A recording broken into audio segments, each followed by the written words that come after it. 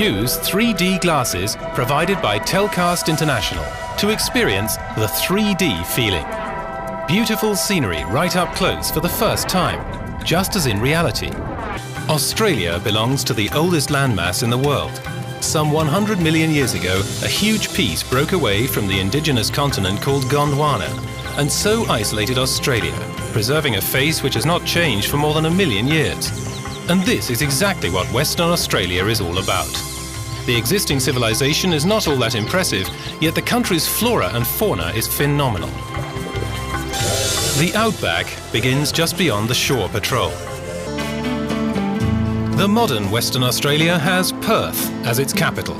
One of the most remote metropolises in the world, Perth attracts tourists from all over the world.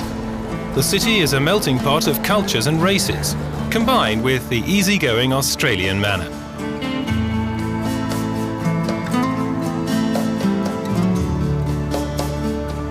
Western Australia is a perfect destination for the adventurous traveller.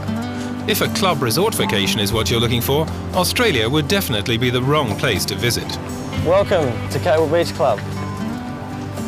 Luxurious hotels are hard to come by, but a wonder-filled vacation of exploration and adventure can certainly be expected.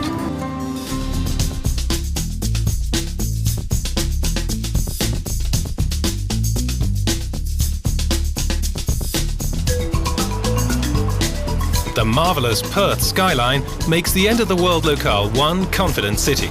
The industrial and cultural centre of Western Australia lies only 15 kilometres away from the west coast of the Swan River. In the small city of Broome, Aboriginal tradition is still alive and is slowly adopting elements of modern life. Every year in August, the Day of the Pearl is celebrated. It's a multicultural event which brings together Aborigines and Asians, uniting culture in a fascinating spectacle. Tourism is developing slowly at the western part of the Red Continent. Western Australia is still considered to be a sleepy tourist destination. And yet, in such a remote part of the country, times are changing. Coral Bay is the hometown of Jasmine and Catherine. Both are diving teachers and have never seen a paradise as beautiful as Western Australia. Every time that Jasmine drives her four-wheeler along the only street of Coral Bay, people recognize the good-looking young blonde. I don't think she needs to try city life, otherwise Coral Bay would be a lot less attractive. The runway of the Punalulu National Airport is some 500 meters long, and it seems to have been constructed in a rush. They pay the Kimberleys a visit every year. Flying in Australia is not unusual, and the Bungle Bungles are worth a visit every time. For example, honeycomb lines the astrodomes up on the hill. Australia is the perfect destination for backpackers. It combines the uniqueness of adventure, amusement and Western civilization. Jobs can be found around every corner. For instance, at Bob's East Kimberley Bush Camp. Work in the morning and then Yes. There's a lot of places to get drunk and have a good time. Long working hours are not expected. On a day off, Bob will take his new employees to the national park and show them the glory Bungle Bungles. About 30 years ago, this region was neither interesting nor popular. In 1987, the United States announced the protection of a huge area of 3,000 square kilometers. It has since been made available for tourism.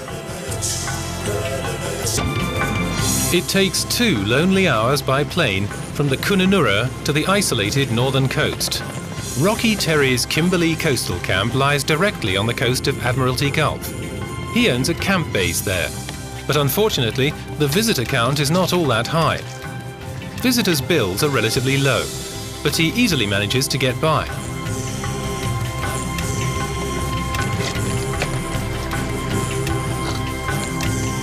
What he gets in the trawl is chopped off and used as bait for dinner.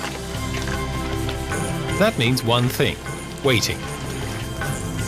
But not for long. Rocky is the lucky fisherman today. Very soon he's going to capture a big barramundi.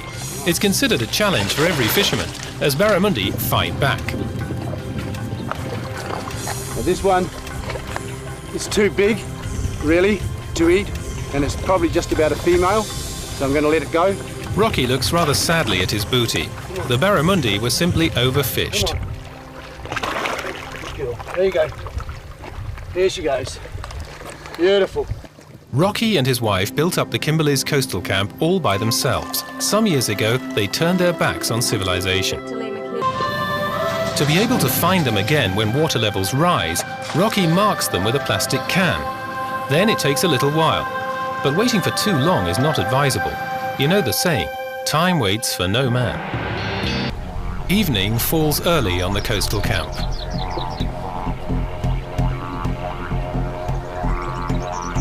Liz and Rocky are back. And Rocky won't let anyone but him prepare the catch.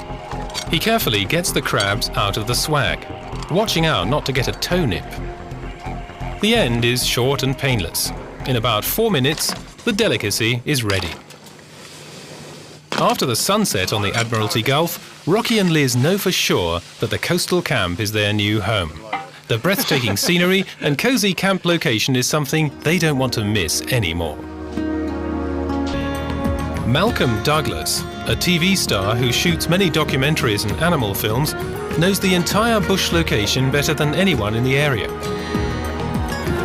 There you go, mate. In his hometown, he's known as Broome, or G'day Mate, and treated with respect. Malcolm is a bushman, one of the last Australian heroes who still has wild adventures. The outback is full of adventure. Saltwater crocodiles, also known as boots trap stretcher crocodiles, live in the rivers of northern Australia. Their meat is considered a delicacy. Organic fertilizer is extracted from their bowels, and their bones are used to produce exotic jewellery. I am really worried about Bobby. This male kangaroo, the so-called Big Red, likes very much to compete with his lord. And according to Malcolm, he's of a certain kind of kangaroo that is sometimes even more dangerous than crocodiles. By the time they all love each other again, we can get a cup of tea and a traditional bush barbecue. Malcolm's favourite dish is, of course, crocodile stew.